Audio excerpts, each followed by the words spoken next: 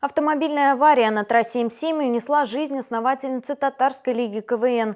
Женщина находилась на пассажирском сиденье легковушки, когда машина врезалась в КАМАЗ и загорелась.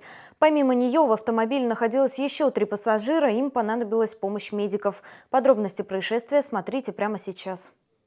В ночь на субботу административный состав татарской лиги КВН возвращался из Казани в Челны со съемок полуфинальной игры сезона. По предварительным данным, в машине находилось 5 человек. На 924-м километре трассы Москва-Уфа Volkswagen въехал впереди идущий КАМАЗ. Легковушка загорелась.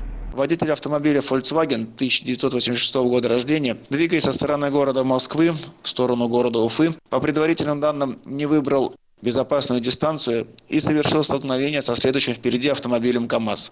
В результате дорожно-транспортного происшествия пассажир автомобиля Volkswagen 1959 года рождения от полученных травм скончалась на месте происшествия. Погибшей оказалась основательница татарской лиги КВН Фарида Таштабанова. Женщина была почетным членом жюри, много лет руководила татарской лигой. Участники КВН отмечают, что это большая утрата для республиканского клуба веселых и находчивых.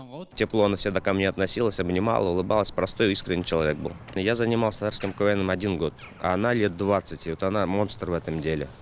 Молодец. Благодаря ей все это поднялось на самом деле. В аварии пострадали еще 2 пассажира – редактор лиги Ильяс Хасанов и звукорежиссер Руслан Тюпа. Первый так и не пришел в сознание. Его состояние оценивается как тяжелое. Мужчин госпитализировали в БСМП. Еще одной пассажирке повезло больше. Ей оказали необходимую медицинскую помощь. Госпитализация не потребовалась. Сообщается, что за рулем Volkswagen находился ведущий Руслан Харисов. Серьезных травм он не получил. Мы занимаемся стабилизацией состояния. На данный момент у нас один пациент будет переводиться в нейрохирургическое отделение. Он уже стабилен соматически, неврологически. Еще предстоит его стабилизировать. Другой пациент крайне тяжелый. Мы ждем консультантов.